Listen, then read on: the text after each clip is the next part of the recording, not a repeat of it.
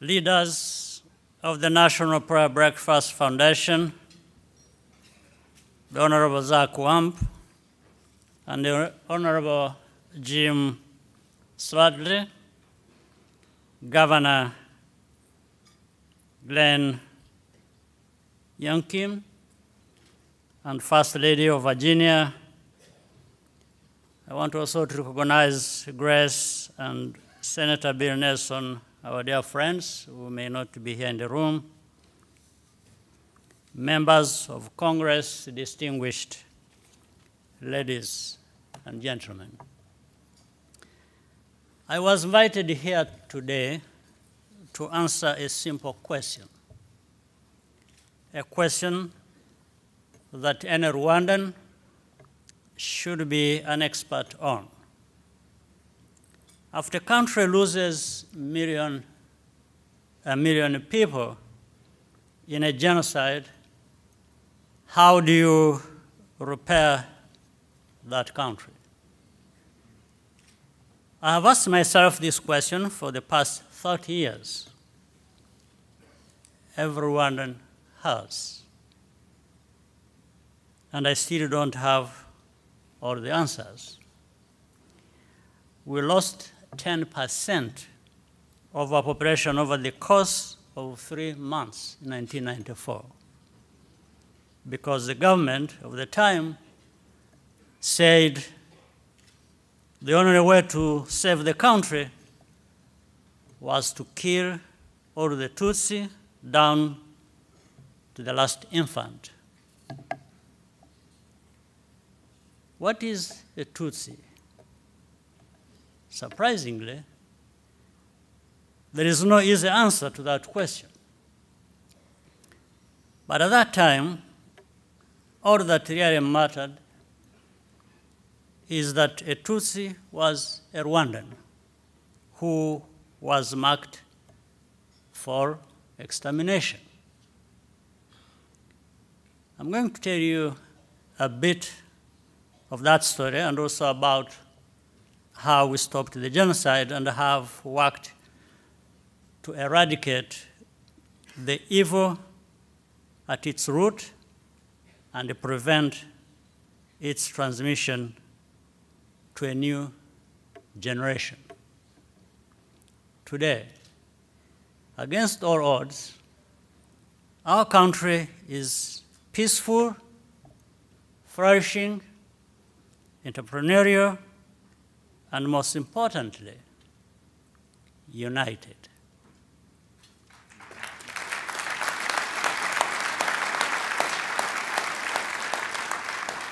But Rwanda's experience is more than a story.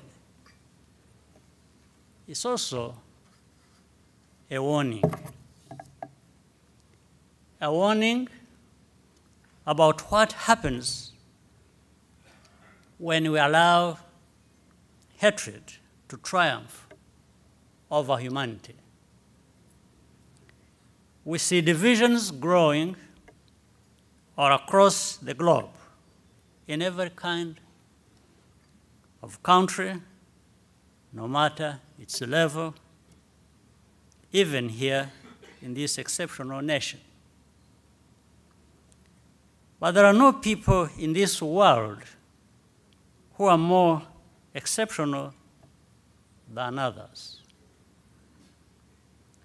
A genocide can happen when a society loses faith in the future, when it loses faith in the power of faith itself, and when it can no longer distinguish truth from deceit.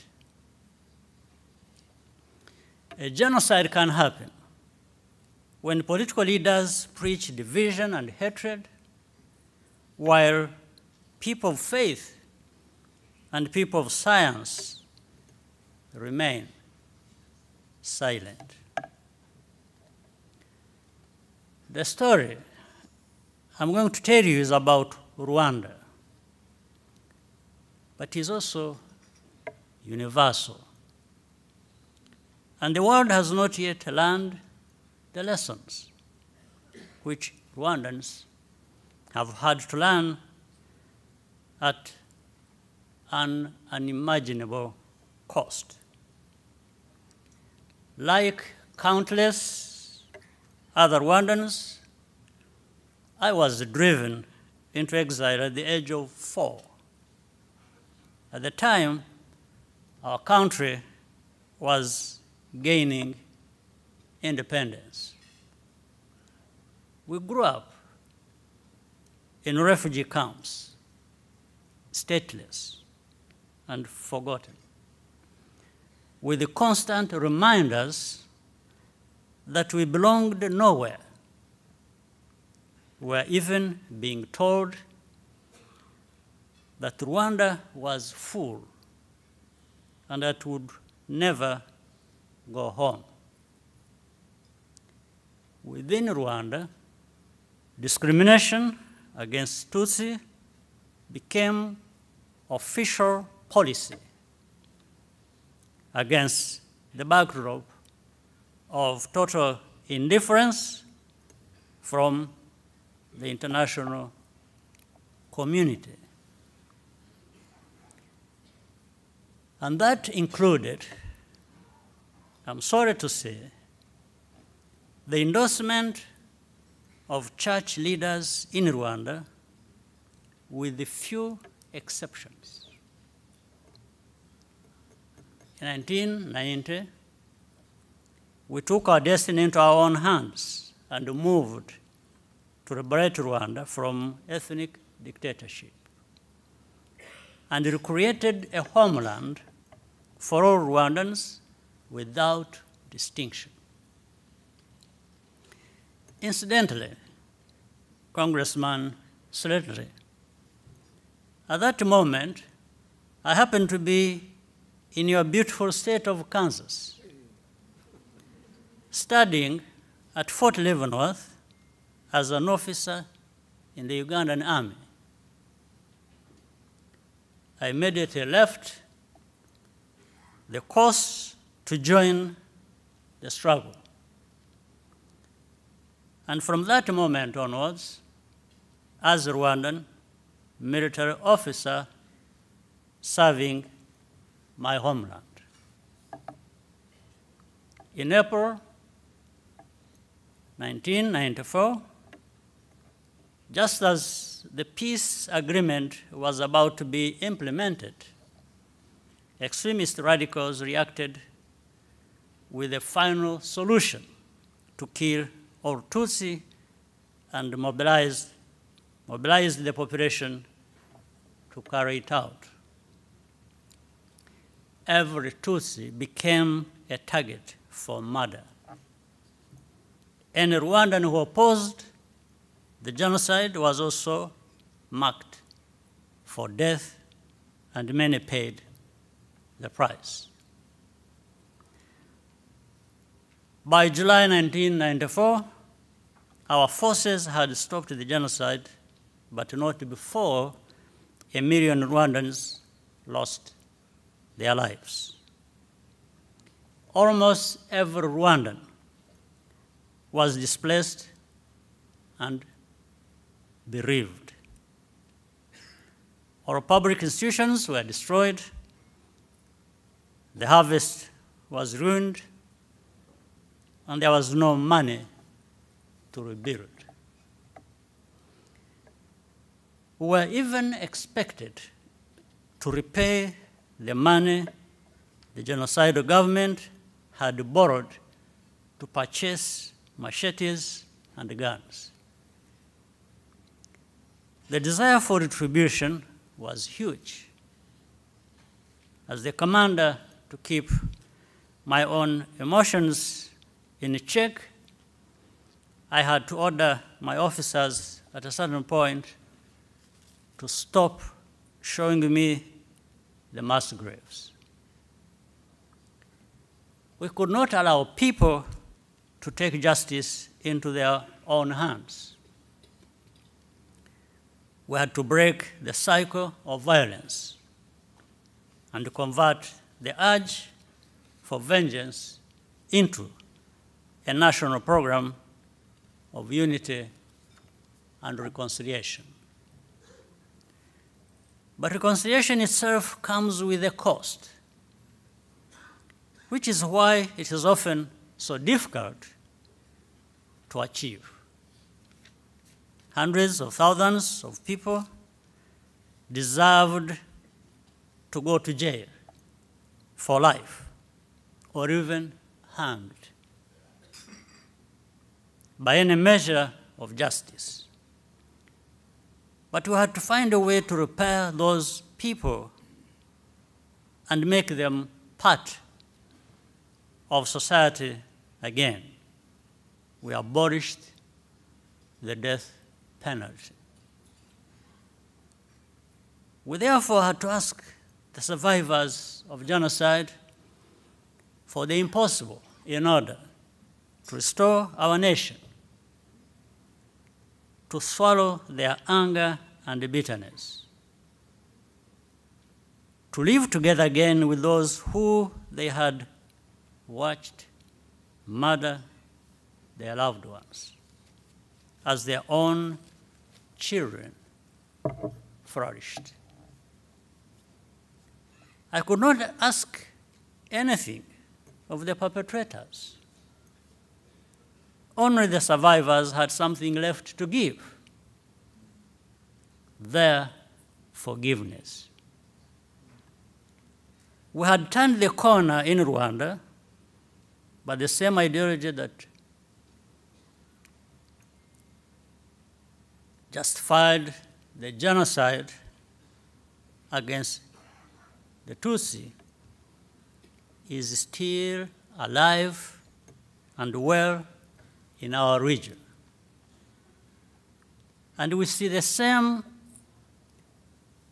indifference from the wider world as in 1994. It's as if those expensive lessons are always lost, and we stare blindly as the same type of situation builds up again and again. Reconciliation is painful but necessary, and requires humility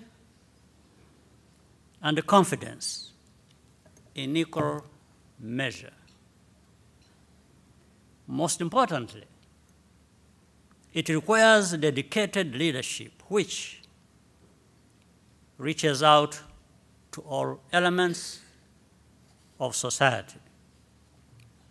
Reconciliation is an act of faith because it requires a leap of the imagination, a belief in the unseen, in a reality which all your senses tell you is impossible.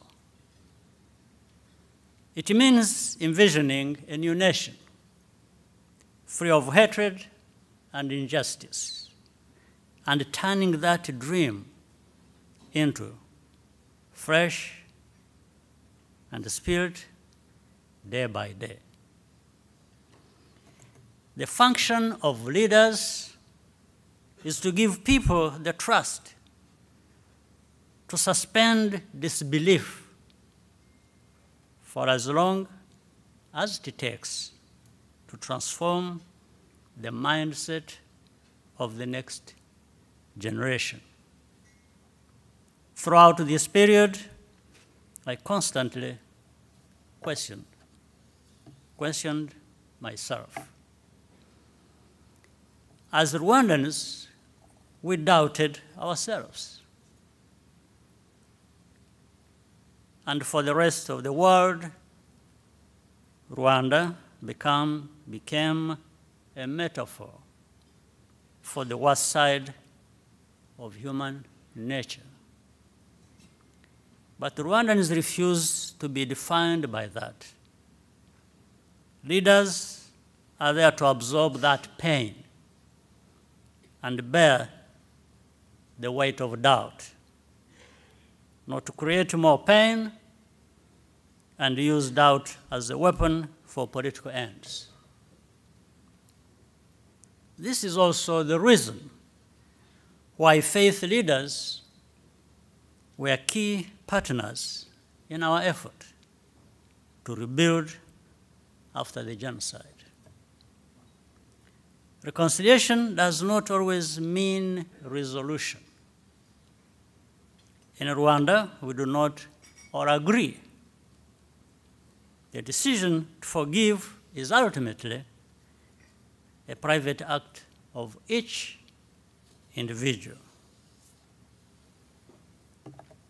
But reconciliation does not mean that our society has committed itself. It does mean, reconciliation does mean, that our society has committed itself to never again go back to that dark past, no matter what.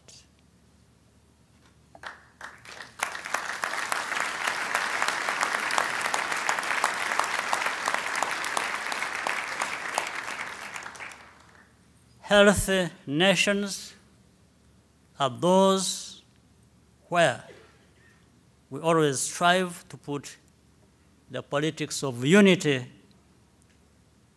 and peace above all else, no matter how many times we fall short of that idea. Joseph, as you recall, was sold into slavery in Egypt by his brothers. But he rose to the pinnacle of Egyptian society because of his integrity. As a result, he later found himself in a position to save Israel, including his brothers, from famine. It is the practice of reconciliation in matters large and small, which creates and recreates healthy nations and turns strangers and enemies into a family of citizens. That is Rwanda's constant work today and every day. I thank you all so very much for your listening.